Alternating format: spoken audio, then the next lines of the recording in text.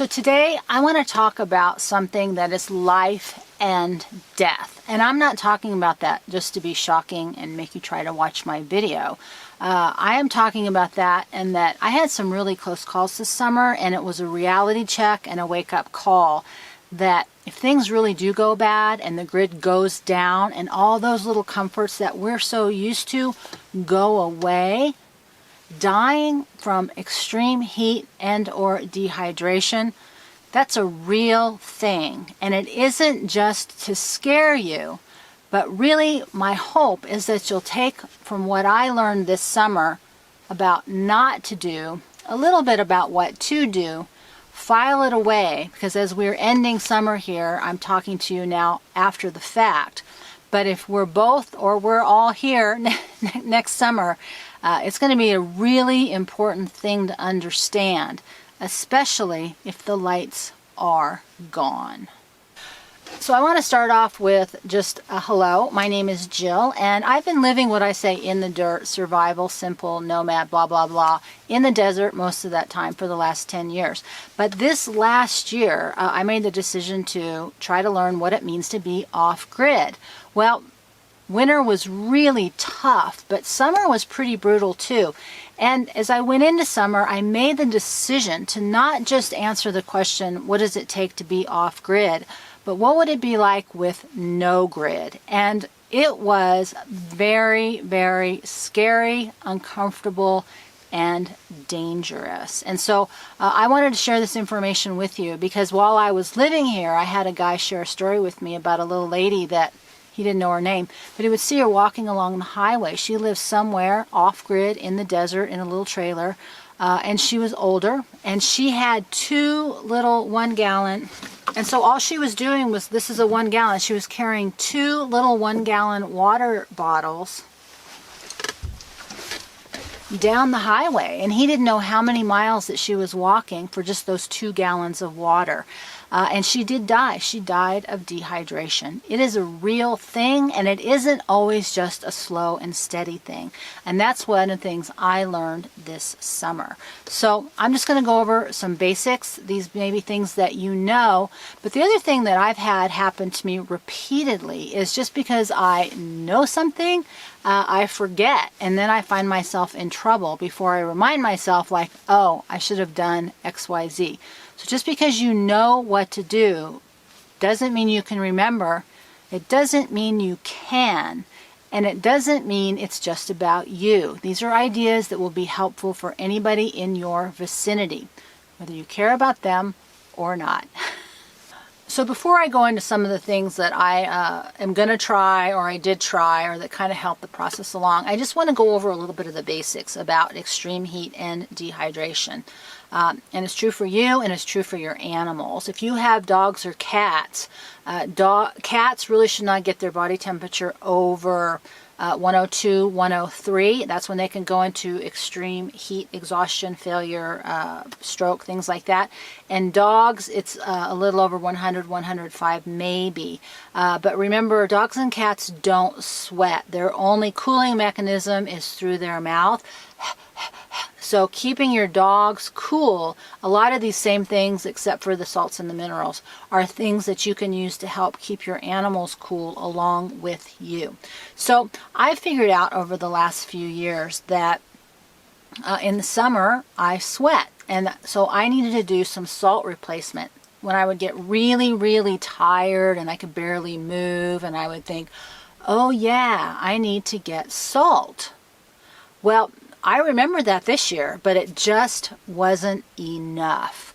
And one of the things that I learned was that part of what's happening with me and what happens with a lot of other people, whether you're a woman or a man, whether it's due to hormones or stress, we have what's called an HPA axis. That's the hypothalamus, the pituitary, and the adrenals. And they work in a triangle, and they are your hypothalamus regulates your body temperature, and your hypothalamus can become dysregulated, meaning that your ability to handle heat and cold becomes dysregulated through things like menopause, autoimmune disease, all kinds of other issues. And as we become more compromised as a people, especially as you age, that temperature dysregulation can be very dangerous. And so, my coping techniques from the olden days were, I would fill up on ice because I had a little refrigerator, so I'd make big bags of ice. I would run a fan. I had a pool, water, access to water in a little pool. So I would pour water over myself once or twice a day. So I had multiple mechanisms pre-no-grid testing to cool myself down during the day. And so I just was able to get through. Also, the intense heat for me in the high desert, was 3 to 4 weeks, and then it cooled down. So it wasn't a long-term issue, it was just a short-term issue. Well, all of that changed this year. I don't have access to water on site. I don't have access to electricity. I don't have access to refrigeration. And ice, if I was lucky, it lasted 24 hours. But the point being is that also they never had it because there were so many people buying so much ice. I was lucky if I just happened to be at the store on the one day that the ice had been delivered. So I lost a ton of food this year because it could not handle the extreme temperatures without any way to keep it cool. So that made eating very, very difficult. And one of the outcomes of that I really hadn't thought about was I wasn't getting the things that were high in minerals. And when you lose minerals in addition to sodium, when you sweat them out, that is dangerous. And one of the things that happens is your blood pressure crashes. And so I know that I normally have low blood pressure, and most people as they get older tend to have high blood pressure. So this part will probably freak you out. If you can see this is a little over 3 cups, a little over 24 ounces. This was full in the middle of June. This is how much salt I have been consuming every single day. Now, this is a Himalayan salt, so it's full of minerals.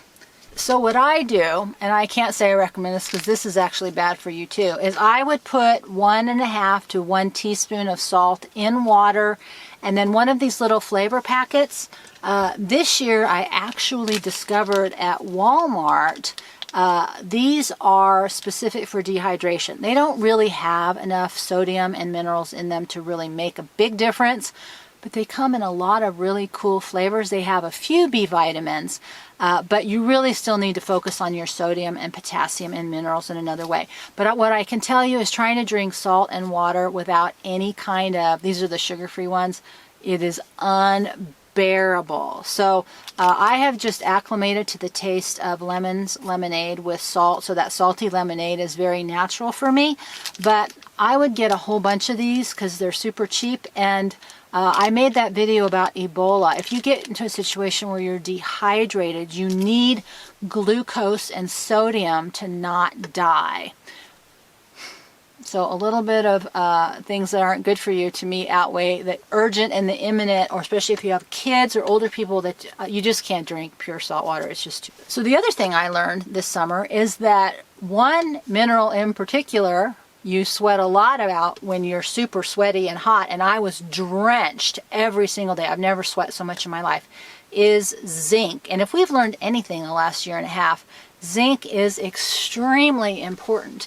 And what I've also learned about zinc this year is that the older you get, the more difficulty you have getting it in your system, and that it becomes, your system also becomes resistant. So when you start taking a lot every day, you are absorbing less and less. And so there's some tricks to how to get to absorb zinc. You can look that up.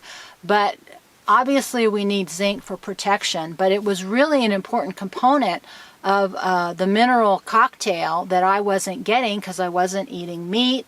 I wasn't eating dairy very often. I wasn't eating eggs. I wasn't eating very much fruits and vegetables because all of that food just kept going bad.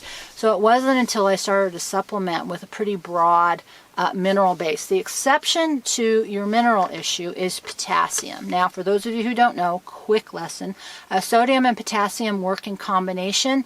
It is that balance. A lot of people who have high sodium levels, it's only too high because your potassium is too low. You cannot supplement with potassium in pill form. You need about 5,000 milligrams a day, and you really need to get that in food. Interesting side note, healthcare says 1-to-1 is sodium to potassium. Ideal, they say 2-to-1, but I have a friend who did some research, and he found out in caveman times, their sodium to potassium ratio was 16 potassium to 1 part sodium. Because if you think about in the hunter-gatherer days, they would hunt, they would gather, right, lots and lots of fruits and vegetables or what was on the ground. They weren't, you know, salting their food all day, every day. And they were surely, I'm certain, sweating quite a bit. So I don't think modern day science completely understands that, but if you research salt, you'll see there's more and more information about how many of us have too little salt, because here is the catch. If you're drinking tons and tons and tons of water and you can't seem to not be thirsty and you're sweating profusely, as I was, if you don't have enough salt in your body, you're not retaining the sodium that you need. Now, we think about ourselves being oversalted because we hear about that all the time. The older you get, the less salt you should have. But that really depends on what you're eating, because if you're eating processed food that's heavily salted for preservatives, you probably are getting a lot of sodium. If you're eating real food that doesn't have additional salt in it, you're probably not getting enough. And it's anywhere, you know, the estimates are from 1/2 to 1.5 teaspoons of salt per day that you really need. And I know that's like mind-boggling for people, but I could feel the dramatic difference if I would just take that little salt drink, you know, 1/2 teaspoon of salt. I would immediately feel better. And one of the ways that I really learned how to measure what was going on with me is this. I'm not a big fan of buying stuff to solve your problems, but as you get older and as we're moving into more and more of a health crisis, I would invest in a blood pressure cuff. Now, this is a battery operated one. I think it would be very difficult to measure your own blood pressure with a manual, even though that's better because it doesn't need electricity. They have them for the wrist, but I would highly recommend getting this blood pressure cuff. I think they're like 25 bucks. They aren't too expensive, but highly worthwhile. And what would happen is when I would start to feel really off, I would take my blood pressure, and it was so low. I mean, my blood pressure is low anyways, but anything, the systolic is the top number, diastolic is the lower number, and the lower number was going below 50. And anybody who knows anything about heart and stroke, that is bad. And what I experienced was salt was not enough to raise it, and that's when I really figured out I'm having a multi-mineral problem, and I could just really feel the difference when I would get enough minerals. You know, the few days when I would bring groceries home where I had real food and I added salt, I did really well. On the other days where I had no real food, if I didn't do supplements of some of the minerals, I couldn't move. It was terrible. Somebody just drove by and wanted to talk, so I completely lost my train of thought. So one of the dangers about extreme heat and dehydration is your risk for stroke, your risk for heart attack, but also for fainting, which can mean a head injury, which is life-threatening. And so I was really taken aback this summer by how dehydrated I was getting. Now, blood pressure is just one way to be able to get a sense if you've got something going on. The reason why I encourage you to start learning to take your blood pressure is as healthcare becomes more and more complicated and or compromised or unavailable, it'll allow you to understand how your body feels and what that symptomology is all about. So I can tell pretty much now when my blood pressure is low versus something else. Other key things to look for when you are becoming dehydrated is there'll be an ammonia smell to your urine. It will get darker. One of the things that they talk about is, your urine is supposed to be a super light, pale yellow color, but it can be darker if that's normal for you, because if you're pushing out a lot of minerals, then that is going to make it much more dark. So don't freak out if it starts to become a little bit darker, but just be concerned if it gets really dark. Also, if it has a high ammonia smell. Those are two big key indicators you're not getting enough liquid water in. Also, if you're constantly feeling thirsty, especially even if you're drinking a lot of water, that means you don't have enough salt and minerals in your body to hold on and retain that water. So all you're doing is flushing out more minerals. If you can't retain the water, the more you drink, you're just draining your body of the essential minerals that you actually need to not be dehydrated. Did you know that? The other thing I noticed as my body is becoming less able to regulate heat, that I have to be extremely, extremely careful about overexertion. And so this is one of those things that as your body changes, you don't really want to deal with it because it's not on your list of things to do, right? So I'm not really interested in having more things wrong with me, but I was acutely aware after I pushed and prodded a little bit, was that if I did not pay attention to the fact that I was dysregulated with my body heat, if I pushed too much, the ramifications were extremely painful and uncomfortable. So if you get to a point, or somebody you know that's getting to a point where they're already looking flushed, or they're overheated, or they're complaining, it isn't something that you push through, especially if you've got a compromised immune system, because it is not an issue of pushing through willpower, ignoring it. Your body is telling you that there's something wrong. And the older you get, the more at risk you are for one of these negative consequences from dehydration and heat intolerance and heat dysregulation, or temperature dysregulation. So these are things that you might not have thought about, or that you don't care about. It could be anything, but this is real. This is one of the hottest summer, if not the hottest summer on record for so many people. And every year we see people who die. And the older you get, the less capacity you have to moderate and manage the temperature in your body. You're not absorbing the minerals as well, and there's no nutrition in the food. So we're hardly getting the minerals that we actually need. And it's so important to not blow this off, especially if we're in a grid down situation, because just because you know this doesn't mean that you can just run out to the store, right? If you don't have some of these systems in place before the lights go out, or backup in an emergency, if you're too lightheaded, you can't drive and be safe. So these are things that were critical importance that happen, because one of the traps we're in within our world right now is we're so focused on controlling everything and not managing within ourselves first. And I saw this as a social worker over and over and over again. People want to control the temperature. They don't want to control how much they have on in terms of clothing. We want to control the food. We want to control the temperature. We want to control the climate, the environment. Everything about our modern world is controlling everything around us, so we don't have to be responsive to it. If the electricity goes out, that is a radical new way of looking at things. And you may not be used to the fact that you're not going to be able to cool yourself down by going inside and turning on the fan. So, and getting a cold drink. I mean, you have no idea. Like my ice was I told the lady at the gas station, like, who knew a bag of ice would be the highlight of my week?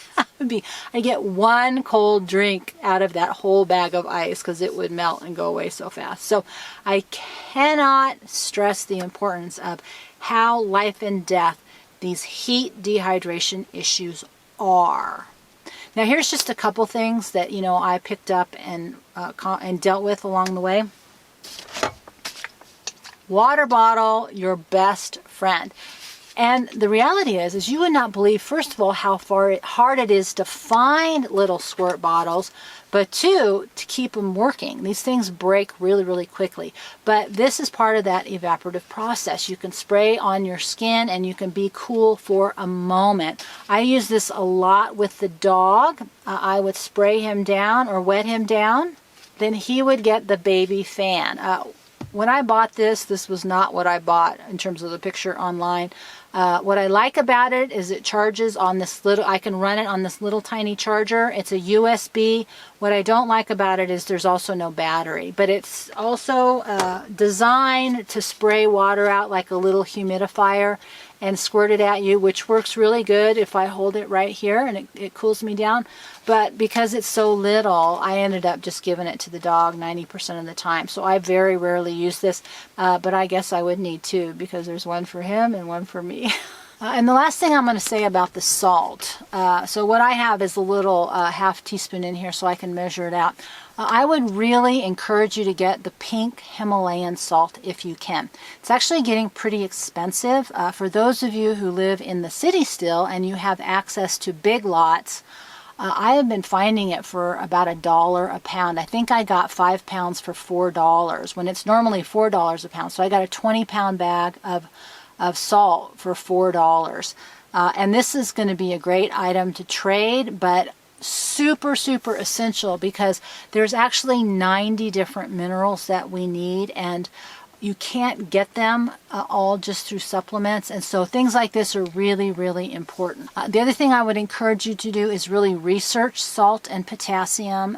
Do some looking at how much you're getting in real terms, because as I said, they work simultaneously. The more stressed you are, the more your body is dumping potassium, and so you need to have an increased need for that. That's your adrenal glands, which also need vitamin C. So these things, you know, it may not be like a big deal and you're like, oh, you know, I don't want to think about this stuff, but I cannot stress how important it is to really know your body when it's overheated and dehydrated, because the reality is, you know, I was using 2 to 3 times my normal amount of water this summer, and because I don't have access to it on site, I couldn't do a lot of those things that I normally would do to cope. I can't even imagine what it would be like if I couldn't go buy my water, if I had to just rely on what I could collect either from, you know, luck or the rain here and there. So these are real things. This is a real issue, and I wanted to give you real insight that hopefully you wrote a little bit down, because there'll be no do-over. You get to a point where you're too weak to walk. What are you going to do? This is one of my next year plans. This is a very lightweight vest. You'll also see a blue vest. These things do 2 different things. One is that it is so hot, you want something with plenty of air and not having to wear very much underneath. That for us women still cover us. So this is a super, super, super lightweight nylon vest that I got. Thank you to Mom for helping me get this, with lots and lots of pockets so that I can easily carry things that I might need when I'm out walking in an emergency situation. Because one of the things I don't want to carry is a backpack when it's super hot. See how cool this is? There's pockets on the inside, there's pockets on the outside, there's even a pocket on the back. I love this. The next thing I'm going to try is this is what they call a cooling vest. And the way that it works is that it's a quilted material. It is loose. It is loose. What you do is you submerge it in water for 1 to 2 minutes, and then it's supposed to be good for up to 10 hours. Basically what it's doing is it's working like a tiny evaporative cooler. The water pulls out, the air blows through, and it keeps your core cooler. So remember that one of the dangers about dehydration and extreme heat is if your core is heated up, then your heart is pumping that warm blood through your circulation, which is causing you to overheat. I never really thought about getting something like that because they run about $200. I got that one for 14 bucks. This is the brand. I don't know if you can see that. I got it on Amazon, Climafusion, for $14. So anyways, I'm going to try that. It's too cool for really me to tell if it works or not. But for $14, or you could probably make something with a quilted material. But think evaporative cooling, meaning in the olden days in Phoenix, what they did is they would wet sheets. They would sleep outside underneath the sheets at night to try to stay cool. So my parting shot here is get yourself some pink salt. Get yourself some avocados, and those are really good potassium. And with that, I hope that you have a fabulous day. And I'm so excited because today is the first day of fall. Maybe the heat has actually passed. See you next time.